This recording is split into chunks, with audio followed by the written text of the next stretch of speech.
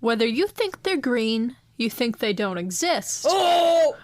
or you think people that believe in them are nuts, you can't deny that UFOs are an interesting topic to explore. I hope you're ready to dig into another side of the unknown Phantom Fam. I'm so excited. I'm Without already further so ado, excited. I'm Kate, And I'm Nat. and this is Wading into the Void. Is that a UFO?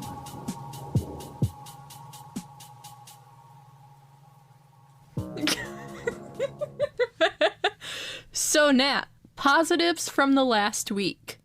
Go. Don't pop off too soon. My family had their annual chicken wing competition. Oh, And fun. As the listeners may know or may not, I necessarily follow a pescatarian eating habit. So I don't Yes. eat meat. It really upsets my stomach. I have a hard time digesting meat. If I can even digest it, I don't even fucking know. It feels like I can't. But I sacrificed my stomach to be a judge for the chicken wing competition.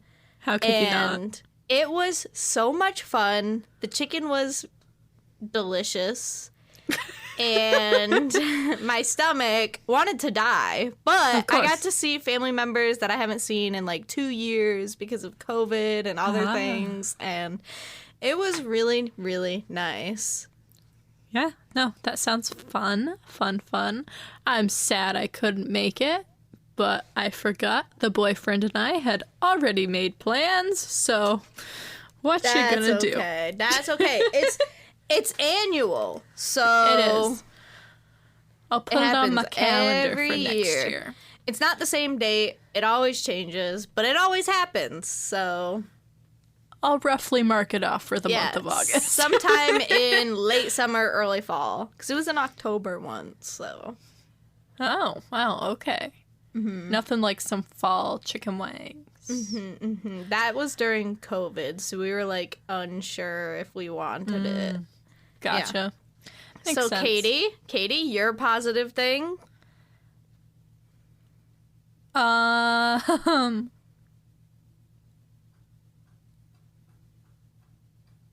You just ate berries and cream. Yeah, I ate berries and cream. I'm a young lass who loves berries and cream. I don't really know what happened. What'd you do this weekend? Oh, well, if we're going last week, technically, it was my first full week at my new job. There we go. I mean, And it yeah, went really well.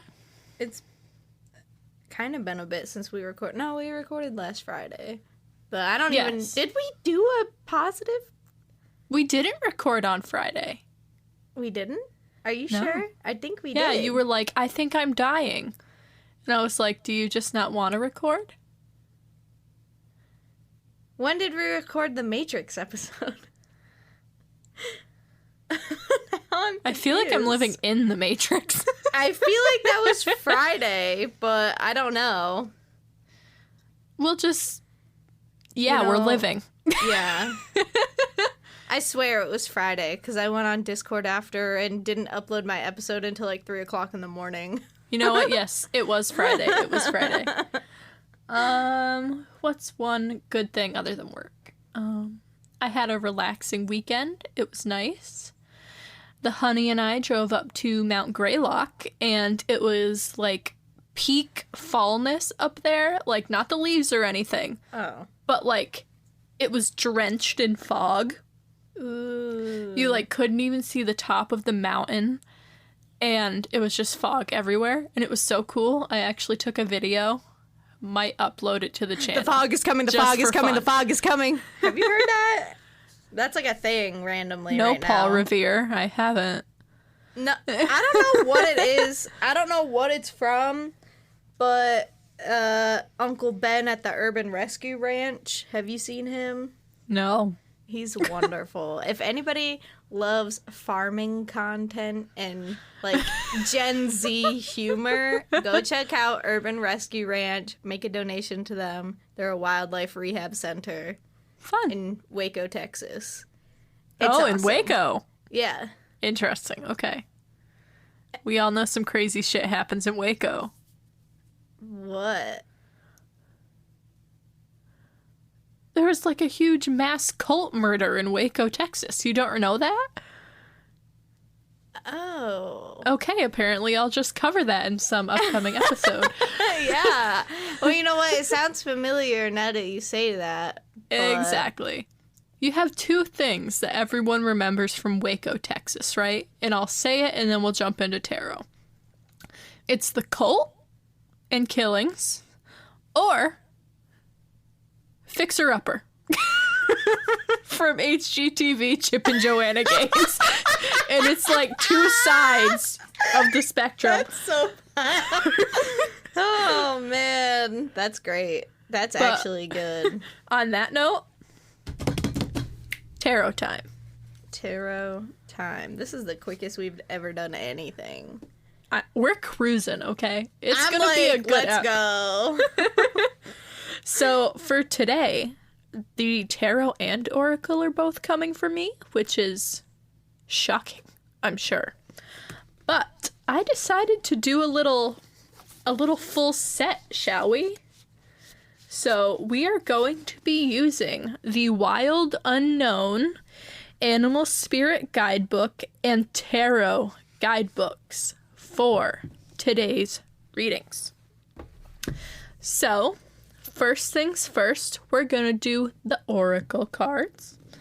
And of course, these are both by the lovely Kim Crans, because how could you not?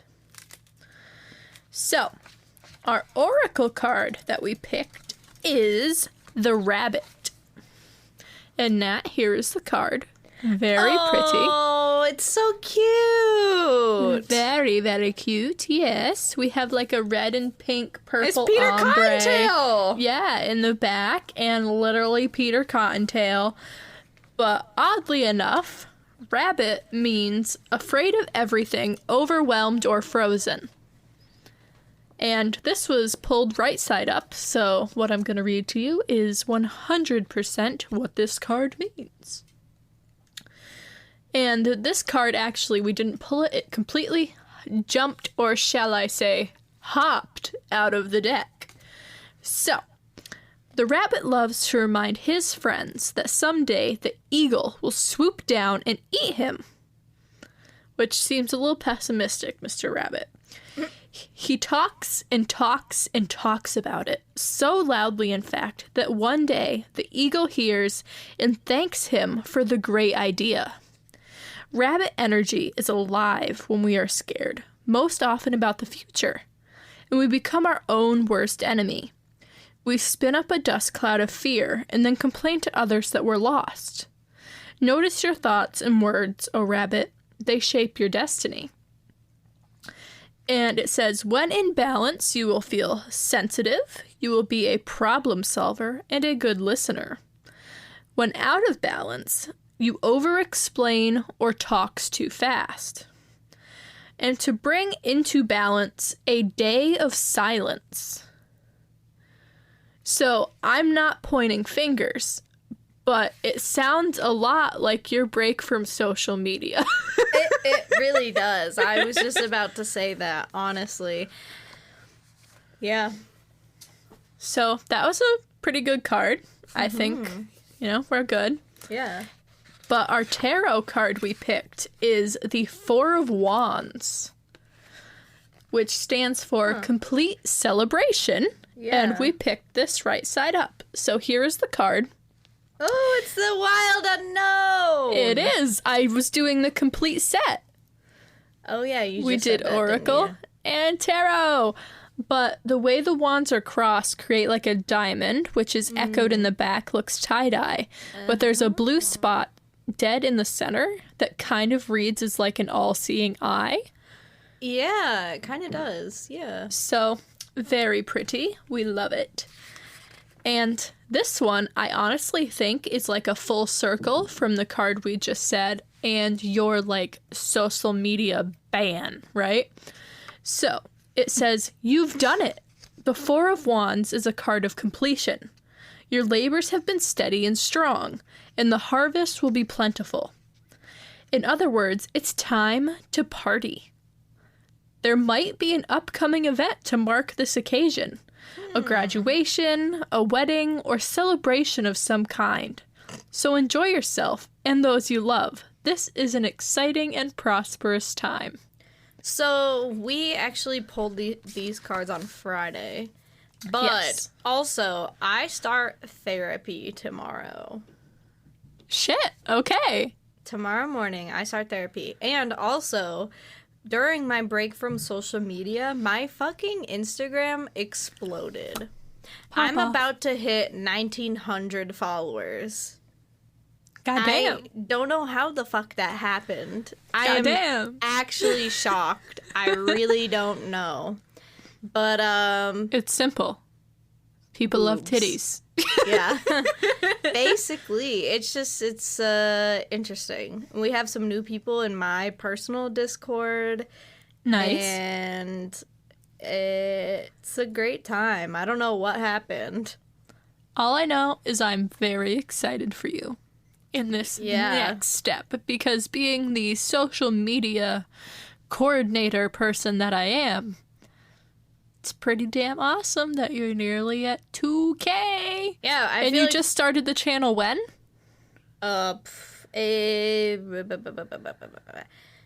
It'll be a year in September, October, November. Yeah. One of those.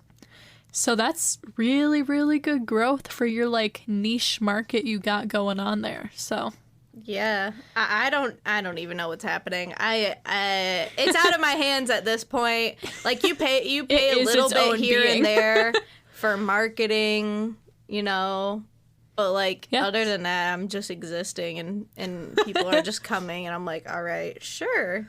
I mean, if you like this, yes. that's awesome. And I feel like once you hit like 2,000 or 3,000, you just keep growing. Mm-hmm. And It's true. I don't know what I'm going to do with that. I'm scared, honestly. Make some money and point them to the podcast. That's what you're going to do. Yeah, that's what I'm going to do. Yep. But in other words, before we get into it, we also just hit another big milestone for the pod as well. Yes. So we just hit I'm more 350 followers on Instagram for the 350 podcast. followers. I'm more excited about the podcast hitting 350 than me almost hitting 2,000. Like, honestly, I feel like I put way more of my heart and soul into the podcast than my actual Instagram. Fair. This is literally a labor of love. Like, there's no other way to put it. Like, we get 2 followers, and I'm like, yes, we're doing something right. People actually enjoy this. Yes. Like, And we're encroaching on 600 listens, too. that's Which- so fucking crazy. We gained like pretty 200 listens in like a month. Yeah. That's And- fucking crazy. I'm proud of us. We're doing the damn thing. At the Wing Off, I talked a lot about the podcast, and I got a bunch of people to favorite it on Spotify. Shit. And okay. I talked a lot about it, and people actually told me stories. So I told them our email. I told them to send them in. They Hell can message yeah. me personally on Facebook because I know them. And they even said that if we wanted to, we could go to their house. Investigation? Yeah. So. We'll keep that in mind. And I'll just give you one little, like, tidbit from what the stories that they were telling me. Their house is so old. In the basement, there was a rocking chair from the Mayflower. Are you fucking kidding me? The I'm not. Mayflower? I'm not. They The Mayflower. They unknowingly burnt the rocking chair. I know. I know. If you haven't figured it out, anyone listening, I am a huge history nut. So that just, like, fucking wooden staked right to the goddamn heart right there. They burnt a rocking chair from the goddamn Mayflower. Dude, I don't even know. Well, they did it unintentionally, and the previous owner, or the family member of the previous owner showed up and was like, hey, do you still have that rocking chair in the basement? And they were like, no, I burned it. And they fucking freaked out and started fighting him. Or them. I mean, rightfully so. Yeah. Anyways, that's the only information I'll give you because they told me some very scary stories. And I was like, I should have asked if I could record them because he's like, that's about as much information as you'll get from me. And I was like, his girlfriend said she would write it down. Thank God. Are they married? I can't remember. They might be married. Okay. Real talk. I need to know, do you believe in aliens, I do. UFOs, extraterrestrials, whatever the hell you want to call them? You know, I don't know. I want to say yes. I can't believe that we're the only people here. Good. Because literally what I wrote down is, I definitely do. There's no way we're the only beings in the galaxy. It's just so unfathomable to me that some people can think that way. I mean, they've like, already with the universe as big as it is. Well, they've found microorganisms on other like planets. on Mars, right? Yeah, so what's not to say that there's not bipedal, human-like creatures? Exactly. Or maybe there was already one of us on Mars, and this is full-blown conspiracy theory because they found traces of water on Mars. What if there was us there, and we're just fucking repeating ourselves, and we already burnt Mars to a crisp, and it looked like Earth at one point? Who's to say it didn't? Yeah, we don't fucking know. We would literally never know. But, no, I feel like we would know, wouldn't we? Why are we evolving again? If we existed if there was somewhere like a else. Big Bang, everything died out. Like, I don't know, maybe they fucking exploded the planet and that was the fucking meteor that killed the dinosaurs. Who knows? That's crazy conspiracy nut, right? So you're saying that we followed a similar evolutionary path to the people on Mars. Yes. Not that we are direct descendants from them. Yes, that's what I'm saying. That's very possible. We would never know because who, it would have been billions of years apart. Exactly. I mean, food for thought. It sounds fucking insane. So but, like, you know, that would be a fun book to write. Well, once they colonize Mars, they'll start digging because they want to destroy a planet, and then they'll find stuff, so... So, like, I mean... If it's all true, these next few episodes are gonna be mega conspiracy theories bullshits. That's so crazy. Like, these are literally just pure chill, like, weird ass episodes, right? But you have to put My it in episode there. was so shit. I'm so sorry to anyone who listened to it. I liked it. It was interesting. The ending it was good. fun. The beginning was very hard to follow. My ADHD brain understood it, but like the general person, I can't speak for. No, but like for real, like say Mars is literally just like a desolate planet, whatever. Like, how sad would it be? How incredibly disappointing would it be if the sole living being in the universe that was like comprehensive was the human race? Because I'm just saying, have you met us? Yeah, like, I have, and I regret it. I wish I was a fucking... Squonk. I wish I was a squonk! I was gonna say those little water bears. The microscopic water bears. Oh, yes. But a squonk would be great also. I wish I was a vampire, so my lord. We're talking about real things. The squonk is real. Yes, I'm sorry.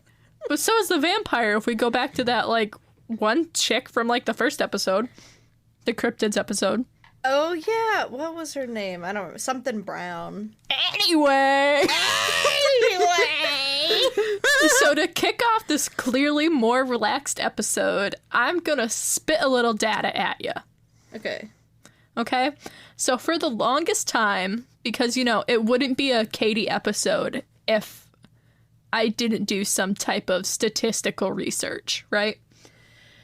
So, for the longest time, a lot of UFO sightings have been swept under the rug or completely ignored by not just the US government, but many other countries as well. They were like, yeah, no, we don't want to talk about it. Don't look at that flying object in the sky. It's just a figment of your imagination, yada, yada. You crazy! Ha ha! That's the government. Exactly. But I feel like there was one huge turning point where they literally couldn't deny it or keep it hidden any longer. Roswell. Actually, oddly enough, I would mark that changing point as the raid on Area 51 or the Storm Area 51 event that took place on September 17th through 21st, 2019. What do you mean? So, like, Roswell, you know, they took all the information in and it was literally locked away forever, right? Mm-hmm. For a very long time. Yeah. So, many people are familiar with Roswell, right?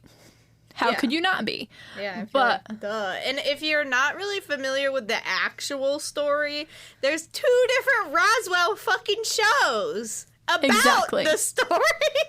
But fictional, of course, but... Exactly, but that's like really one big case, right? Yeah. So that was easy enough for them to contain and essentially became like a conspiracy theory, like a huge conspiracy theory. But I'm sure most people are familiar with the incident just because of how much pure social media coverage the Storm Area 51 raid got. But for those that haven't heard of it, I will give you a little background right now.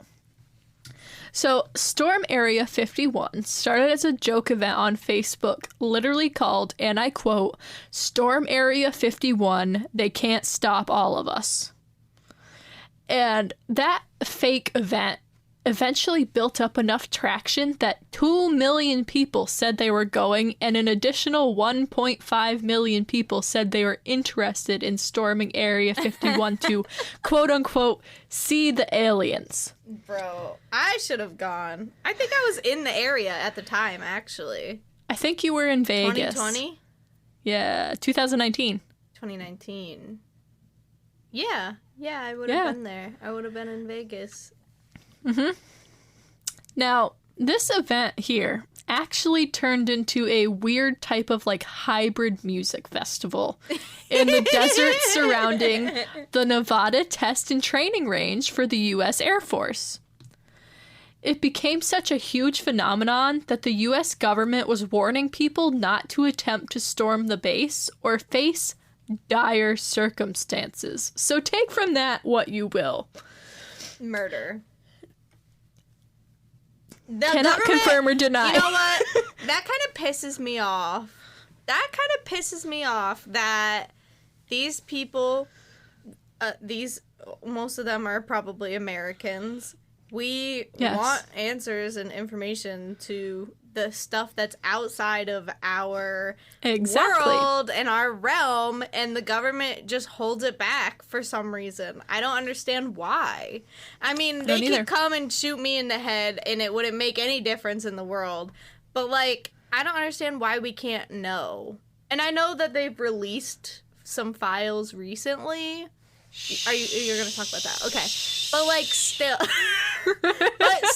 No, it makes us... Well, I say us. It makes you want to learn more about it because it's literally being, like, kept from you. It's so frustrating. Like, we should know. We should have access to their types of technology, you know, that aren't, like, able to murder people. Laser beams or some shit. Yeah, but, like, still, they're so far advanced, the government, and we're not just like, given beep, that. Boop, beep, boop. Yeah. We're like little toddlers bumbling around, and they're fucking zooming around in their invisible spacecrafts. Like, shit, okay. Involve us. More human development, okay? That's all I gotta say. That's my rant for today. So, despite the huge number of people that were like, hell yeah, I'm gonna storm Area 51, the day the raid was supposed to occur, only 150 people showed up. Are you serious? Yep. Nonetheless, the U.S. government put up flight restrictions on the area for the days the raid was supposed to occur. You know what? So they were taking it serious. I was at Del Taco during this. Oh, boy. Because I remember joking, saying, like, oh, someone's going to pull up with an alien in their passenger seat, getting Del Taco behind us. Like... Just like, woo! Let's go! You ever had a taco? Well, now you have. So, the story gets crazier from here. At one point, the Defense Visual Information Distribution Service, the DVIDS, which is literally the military's public relations office, made a Twitter post on September 20th depicting military personnel and a B-2 stealth bomber with the caption that says, direct quote, "The last thing the hashtag millennials will see if they attempt to hashtag raid Area 51 today." The tweet was later deleted. Wait, what was it a picture of? What was it? It was military personnel, like, literally holding, like, humongous, like, rifles, and a B-2 stealth bomber, which is a type of airplane that literally dropped bombs. You know what? Respect. And they said, the last thing hashtag millennials will see if they attempt the hashtag Area 51 raid today. So they deleted this tweet, like, oh, the internet will forget. And eventually the DVIDS issued a formal apology. That's so funny. The fact that they said millennials, too. Wouldn't it be like Gen Z? Like, bitch, that was Gen Z. Millennials are at their fucking coffee shops with their beanies and beards. But the thing is, like, you're talking to the worst two generations of people to threaten to, like, kill them. I know. Because Gen Z and millennials are like, do it. What do I have to live for? First of all, student debt costs more than my life, so... Exactly. So, all of that aside, and despite the fact that very few people actually showed up to the raid, it definitely got people talking and continued to be a major topic of conversation as COVID hit in the States just a few months later. Mm-hmm. So, with everyone holed up inside and very few things to do, people sought out their own entertainment. And this is why I say this is the turning point, right? Like Roswell, it happened, but people had things to focus on and move about their daily lives, whatever, you can forget about it. However, this happens, the U.S. is literally threatening to, like, shoot people if they even attempt to come within the premises, right? So everyone's like, okay, what are they hiding? And then they're like, everyone's, like, in lockdown. So, like, what else are they gonna do other than watch Tiger King and, like, look up shit on UFOs? Literally everyone watched Tiger King. Mm-hmm. Carol Baskins. Carol Baskins. Did you get it? I don't know. I don't remember the words anymore. Well, we can't sing it anyway, so... Probably true, yep. So like I said, everyone's holed up because of COVID. They literally can't leave their apartments, whatever. And a lot of people didn't give up on their searches for information on alien life and what the U.S. government could be hiding in Area 51. People came forward with stories of sightings and confidently shared their own experiences, including military personnel. So this is why I think, again, that this is that changing point. People from the military that have literally been told, like, their entire military career, keep your damn mouth shut, don't talk about stuff, are like, yeah, we saw aliens. Like, what are you gonna do to that to, like, disprove it, right? Mm-hmm. But later, like you were just talking about a few minutes ago, on September 1st, 2021, in the midst of the pandemic, the Pentagon released videos of UFOs and a bunch of previously hidden possible evidence of alien life. Now, no one came out and expressly said, yes, aliens are real, but them releasing their documented footage as well as uncovering stories and reports from military personnel was a huge step in opening the conversation on other life forms on a governmental level. Mm-hmm. Oddly enough, though, it didn't seem like many people cared because they were too consumed with COVID. So maybe there was a bit of strategy behind the release. You know what? That's so true. I remember them releasing that and people just being like, oh shit, okay. Yep. And then they didn't even care. Yeah. Nope.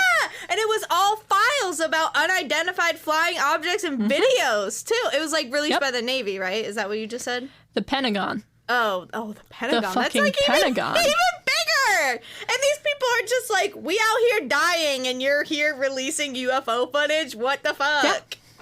Exactly. So they did it on purpose. That's what I'm saying. If the Men in Black, please, dear God, don't fucking show up at my house. I swear to God, I'm not doing anything wrong. Oh, Lord. No, but in all of my PR tactics classes, you are taught special tactics. Yeah. On how to distract, right? So you have something you need to release, right? Like you literally can't hide it anymore. The timestamp is up. You have to put it out. What better time to disclose that fucking aliens exist than in the midst of a pandemic when people are too concerned for their life to think about anything else? I'm going to say something very controversial, and it's a very, very dark theory. If it's too bad, we'll cut it out the app. What if COVID was created because of this? Because of stuff like this. Not necessarily the United States, but like, you know, we'll like keep that one out just because we don't want Trumpies on our doorstep. If it was like a group effort, though, of like multiple nations, because they all had, because everything like that was happening around the same time all around the world. Yeah. That's why I'm saying, dude, the fucking Area 51 raid, which is the dumbest thing. When you first hear it, it sounds like complete bullshit, right? Like you're like, no way, that's the fucking turning point. But yeah, no, that's what I was saying. But then you see the timeline, and you're like, oh shit. Well, I think right. 99% of people, besides Christians, have basically come to agreement. It's the throat clear for me. They have basically come to agreement that aliens exist. We just don't have our own proof of it because it's hidden. Like, we all kind of just agree there has to be something. Mm-hmm. Yeah. And I'm joking about the Christians. My dad's a Christian and he believes in aliens, so I'm just saying. Oh, no, dude. A lot of people who are any type of religion, if you're super, super religious, you might deny that because it's something you can't explain. Because it disagrees with, like, the words of Jesus or something. I don't know. Which, that's fine. That's fine. Think what you want to think. Yeah. But aliens are real. Yeah. You can't deny that. So, taking a few steps back, we're back on the fact that, you know, the Pentagon released all this previously classified information, right?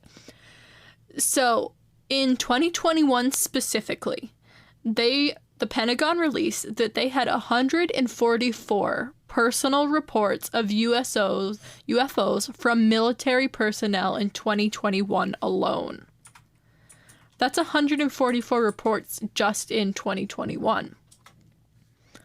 However, fast forward to this year, there have been close to 400 reports alone, and we're not even done with the year. So a steady increase could be signs that they feel more comfortable talking about other forms of life in the universe, and the stigma around, you know, alien sightings are going away because the Pentagon came out and officially said, we can't deny it. We don't know. So, other things to note before we get into some stories is that fucking NASA, actually set standards for evidence when it comes to investigating UFOs. So they made a fucking checklist. That means any findings will have to meet their standardizations and checklists before anything can be confirmed or denied. So you tell me how they're not real when NASA sets the fucking line and is like, this is real, this isn't. If there is a formal checklist by a government space exploring fucking corporation. That's all I gotta say. That's whack. So, now we're gonna get into some stories. The fun stuff, if you will. So, I thought it would be, a bit more relaxing after our first conspiracy theory laden half of the episode to maybe read through a few personal reports. I have my own story, too. Also, am I fucking bleeding? I'm so confused. It must be my lip gloss. When I open it, it, sprays. Yeah, but I thought it would be fun to read the few personal reports and then react kind of to what we just heard. And rate it on a believability scale. Okay. Kind of like NASA, right? Yeah. Well, do we have their checklist? No. Oh. We're just going to be using our own standards. But I don't know if you've seen Too Many Ghouls from Watcher, a.k.a. Shane and Ryan, BuzzFeed Unsolved, Ghoul Boys, whatever. Mm-hmm. Where they sit around a campfire, read stories, and then they rate it, yada, yada, yada. So they rate their scale on a scale of 0 to 10 spirits. I thought it would be fun to do 1 to 5 UFOs. I went onto the NASA website. Oh boy. I'm sorry. They have a frequently asked question about unidentified aerial phenomena. Yep. And which is their term for UFOs, but I simplified it for us, small beings. Little plebs. So it says, is there a possibility of life beyond Earth? And they said there is a possibility and indeed a probability of life beyond Earth. Science is driven by the desire to better understand the unknown, but science is ultimately a matter of evidence. And we have not yet detected extraterrestrial life. We do, however, continue to look.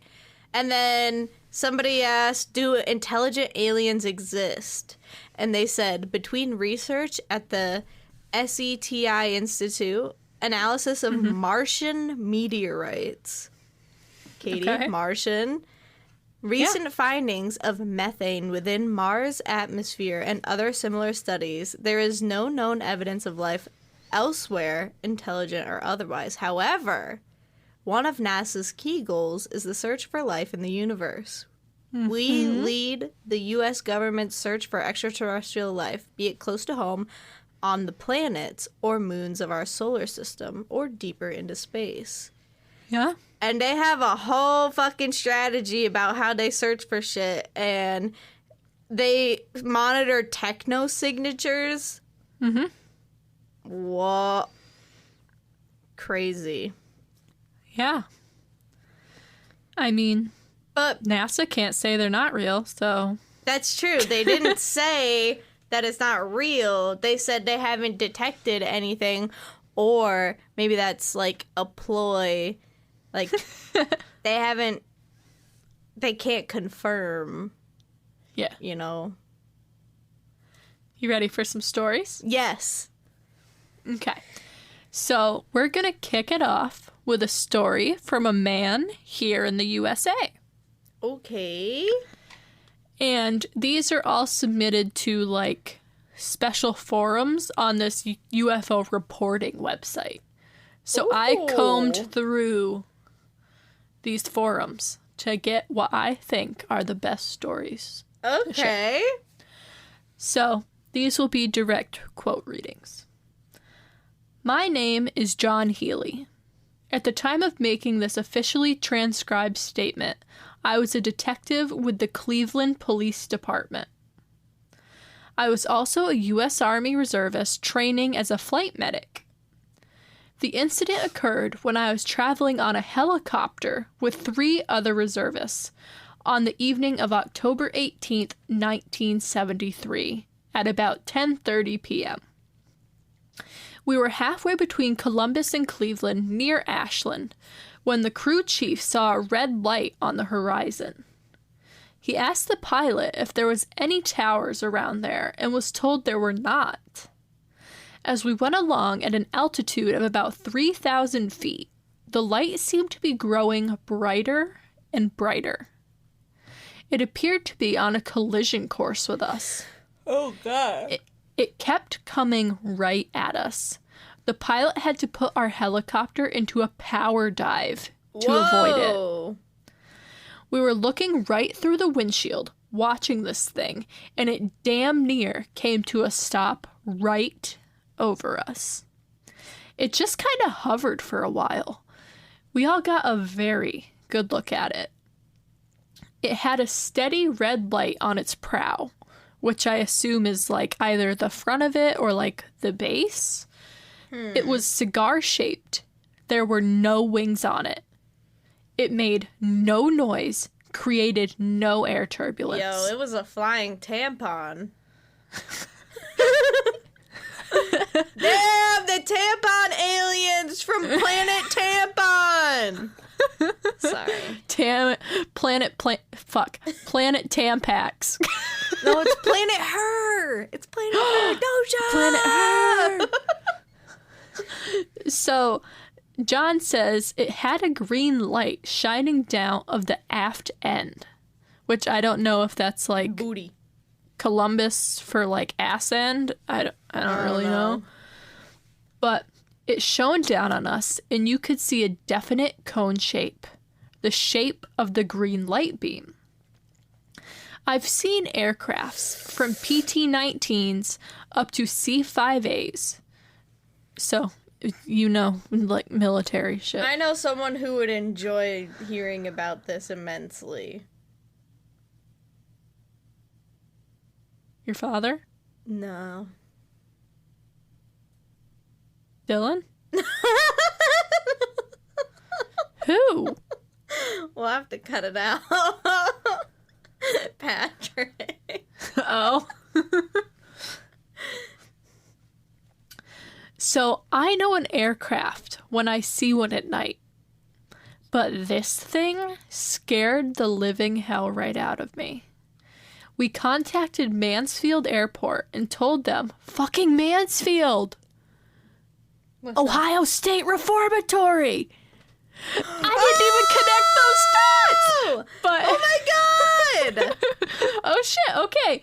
So he says, we contacted Mansfield Airport and told them we were almost in a collision with an unidentified flying object operating at 3,000 feet and 600 knots.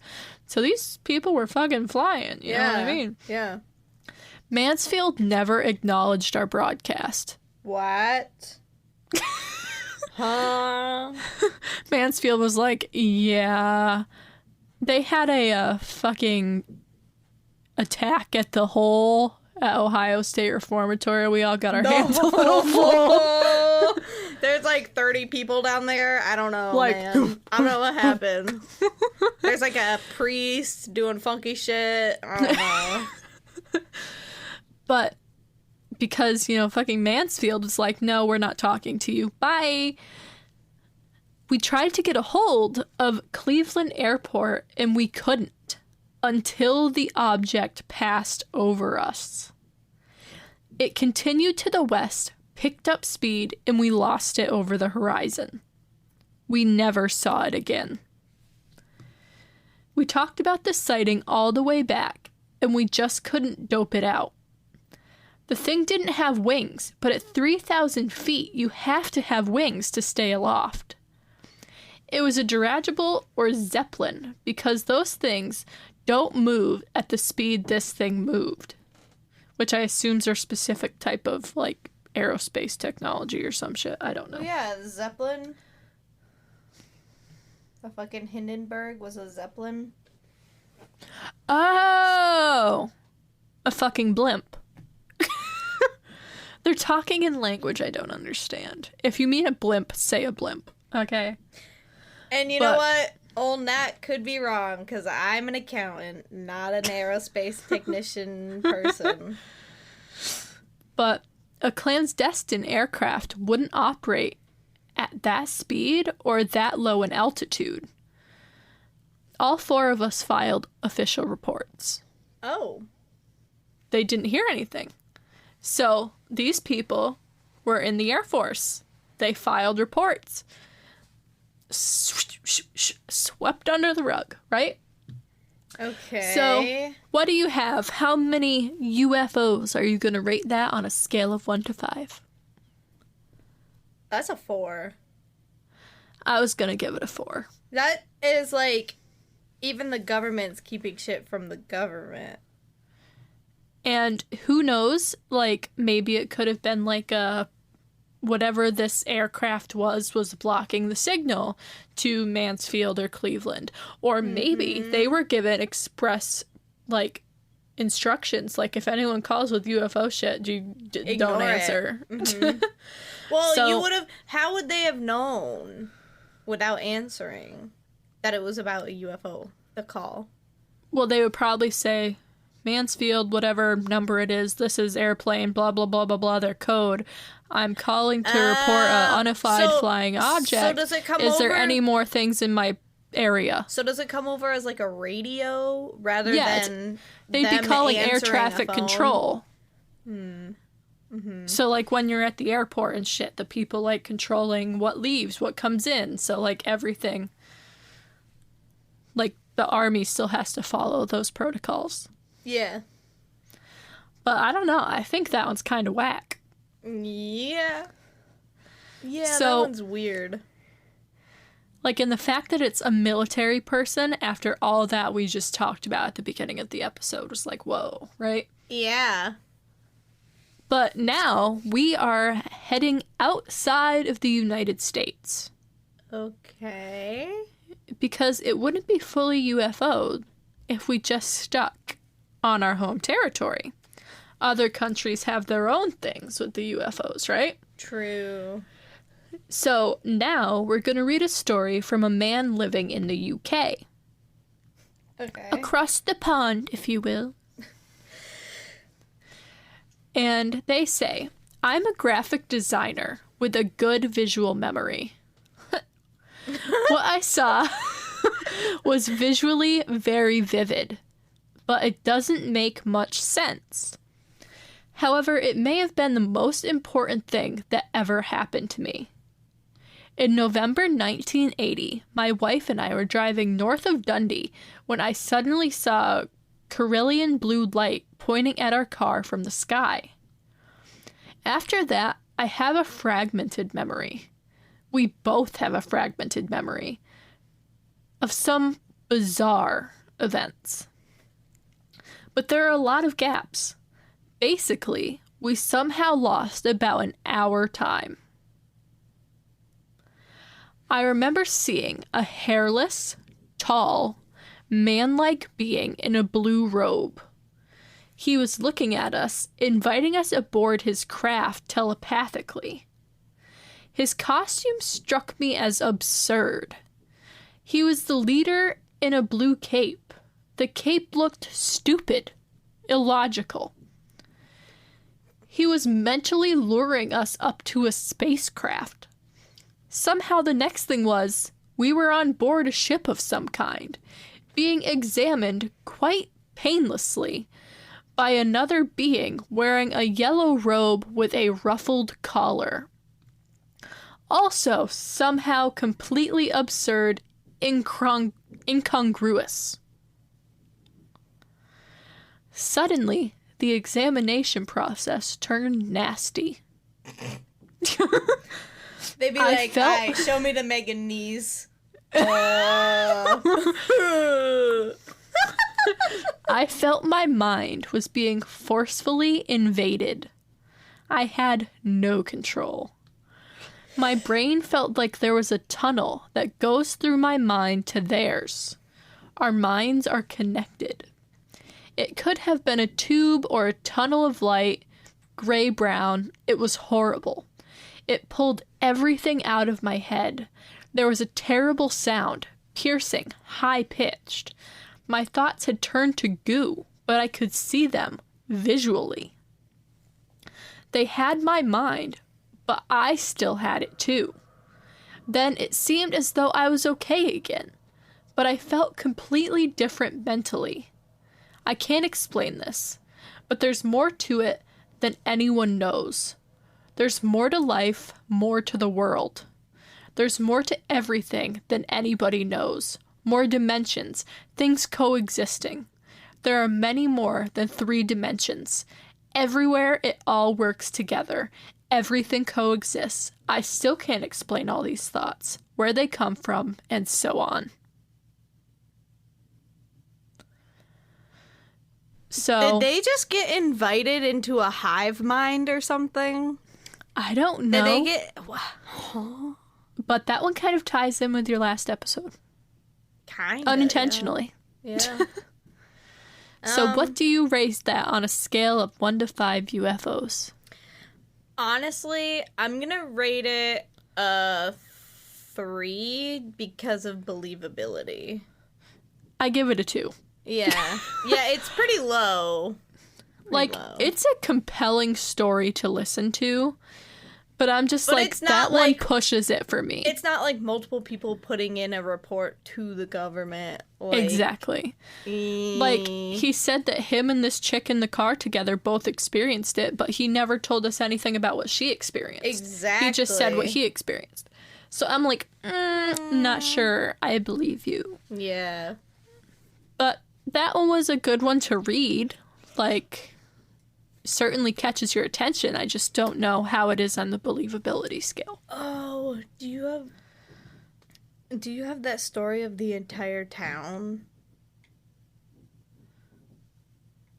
Oh, there was an entire town that was that witnessed people being abducted from their house. Oh shit. Yeah. No, I don't have that one. I wonder if I could look it up. Yeah. Continue. So, I have one more story that I'm going to read to you.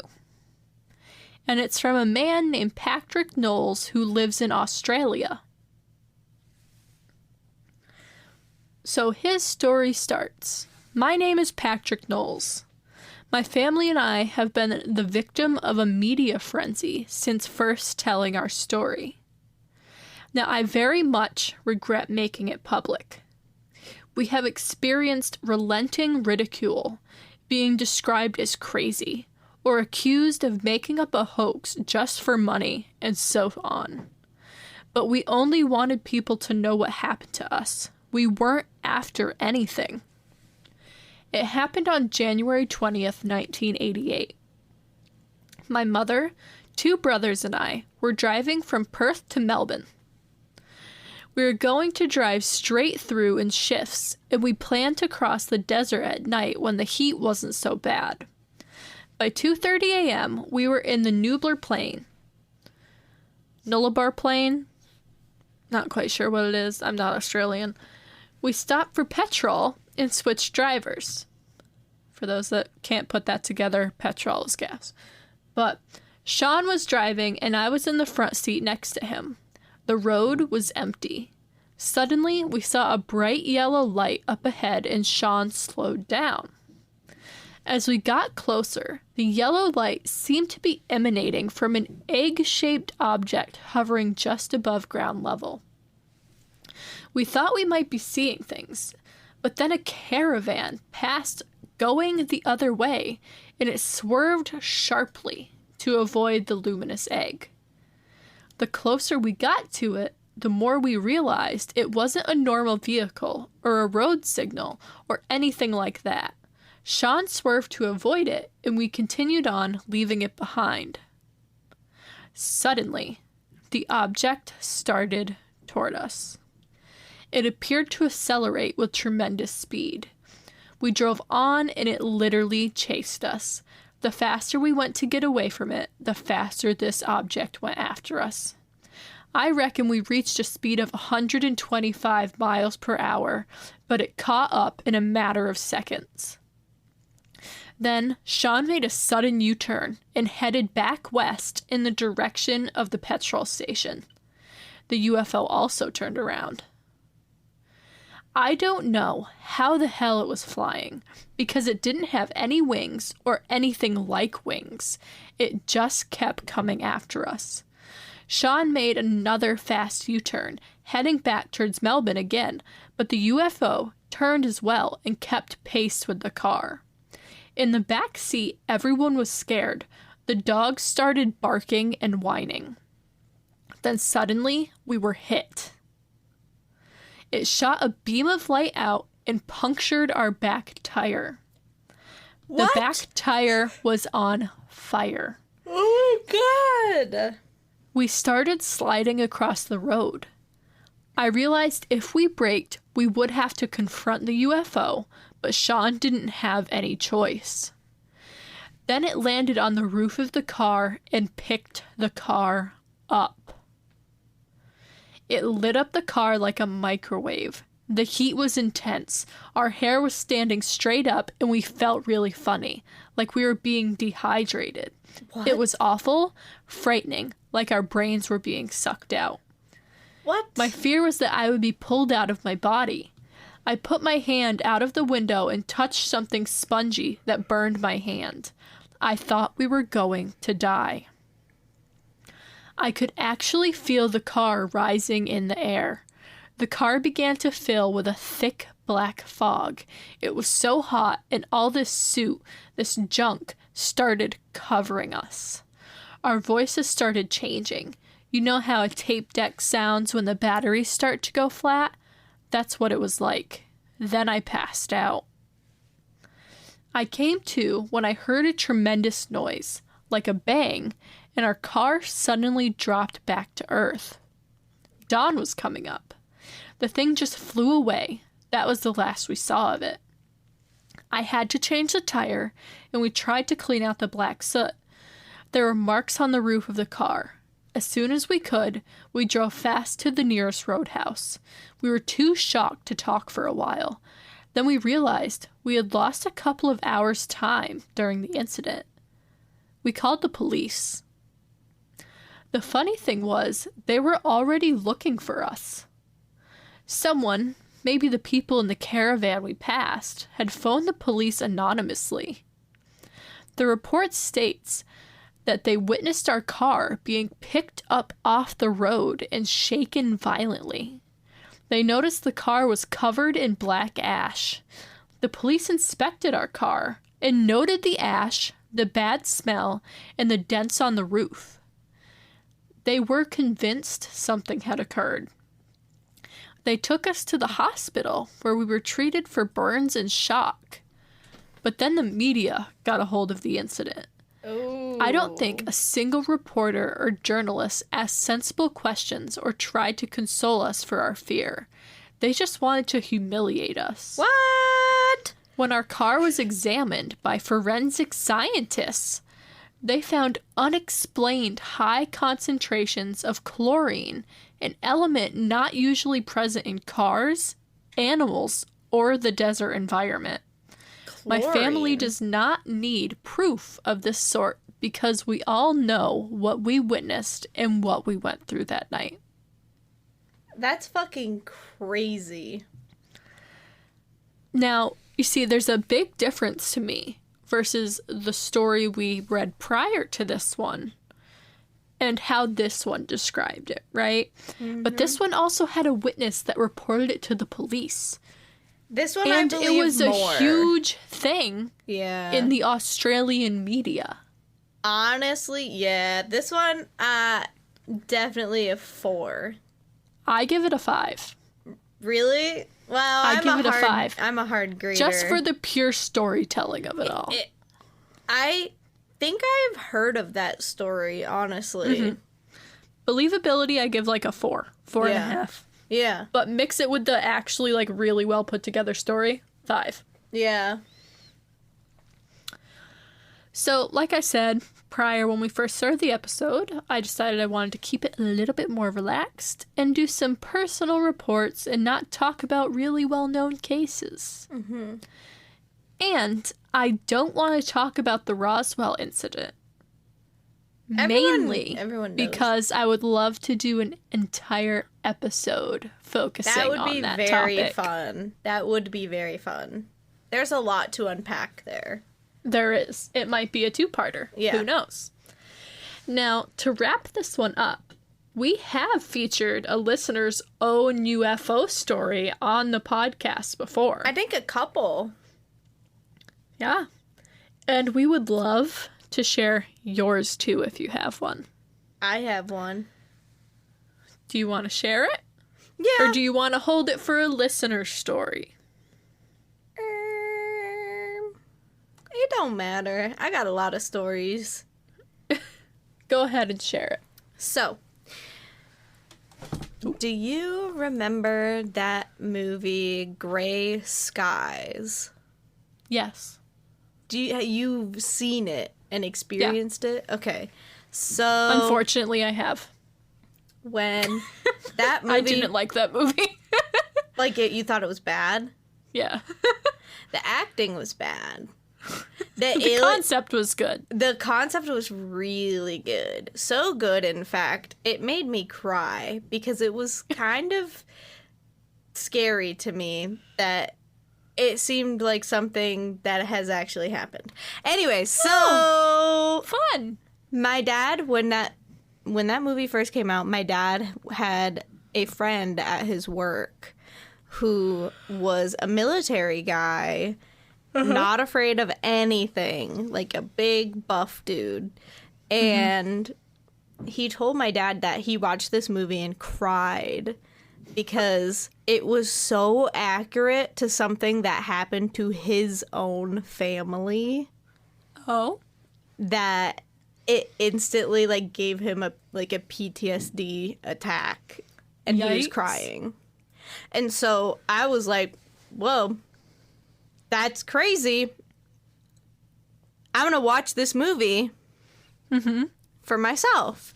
Yep. And so, of course, I watched it. And the scene where the aliens are walking down the hallway to the bedroom instantly made me burst into tears. And I don't particularly know why, but I do remember when I was a kid. It is a very vivid memory that I have because it was a crazy day of snow. And we had all... So my best friend growing up lived basically across the street from me. So we would all run around the neighborhood and play in the snow and stuff like that. So that day was a snow day, and we decided to go over our friend's house and build... like snow forts and play in the snow. So we go over, we built snow forts all fucking day long. We sledded, we built snow forts, we got in a fight, like with the neighborhood kids. It was awesome. And so we were all outside at night. At that point, it was pitch black and you could see the stars in the sky. And we were all laying and looking in our snow clothes. Of course. And all of a sudden, we saw this big, giant thing with flashing lights just fly across the sky. And I don't know what it was. I don't remember anything else from that entire night. Besides when I rewatched that movie, or when I watched that movie as a kid after that, I literally burst into tears, and anytime I talk about aliens or anything like that, I literally have tears in my eyes. So I don't know what the fuck happened if something happened. But... you're missing time. That's what it feels like. And I don't know. But that's my only, like, real alien-like story, I think, that I can remember. No, I think it was a good addition to the episode. But, like we said, we want to tell your UFO story, too. So if you have them, send them into our email. waitingintothevoid@gmail.com. However, it doesn't just have to be a UFO story. True. It can be any story. Anything that is spooky. You wrote a story and you think it's really spooky, creepy, send it in. Your grandma fucking threw her dentures at you and they started speaking. Send us that story. Yeah, I don't even know. You lived on the same street with John Wayne Gacy. You were his next door neighbor. Send he gave you us weird that behavior. story. Send it in. We want everything. We want spooky. Everything. We want true crime. We want aliens. We don't care. Just send it in. Anything weird that would give you little goosebumps, we want it. And once again, you can send that into the email. waitingintothevoid@gmail.com. And just title it Listener Stories. And then just like a general The heading. ghost that scared my mama. I'm pretty sure that's like the 4th time you've used that one. Well, that's what Nuke uses in every one of his videos. Nuke Top 5 on YouTube. Oh, there we go. But if you're just looking to, chat with us about our episodes, or you want to find a community of like-minded people who you can just chat and chill with, you can join our Discord too. So tell them how they can do that, Nat. We have links fucking everywhere. Everywhere. I'm like, did you just get like a lisp? I don't know, man. Where did I that don't know. come from? It's the aliens, I guess. No, we have links on our Instagram to our Discord, to our any other social media, anything, whatever, what have you. And I think we also include it on somewhere else. On Spotify, maybe? I don't know. Probably. Just do a little look. Yeah. It'll probably be there. Look on our Instagram, which you can find our Instagram. Yes, you can. And we will tell you how soon. Oh. But if you are looking for ways to support the podcast, there are a few ways you can do that. The first one is we have a Patreon account set up for anyone looking to support us in that way, which you can find it by searching on Patreon. Just look up Waiting Into the Void. We are the first and only people that come up because our name is so unique. Yes.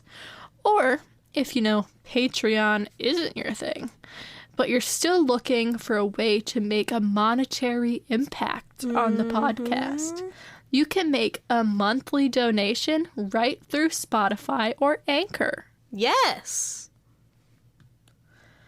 However, we don't want you to think that the only way to support us is financially. You can support the podcast by following us on social media too. Exactly.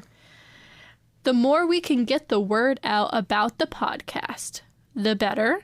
The more people, hear it, come listen, check us out, follow us on social media, then maybe somebody else will donate to the Patreon and you didn't even have to. Exactly. So, that being said, you can find us on Instagram and TikTok at Waiting Into the Void.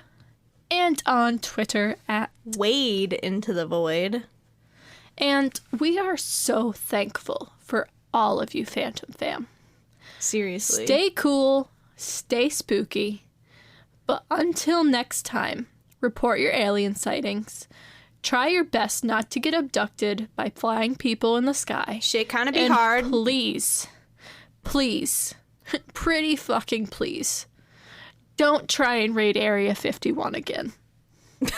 You'll get fucking blown away. Bye.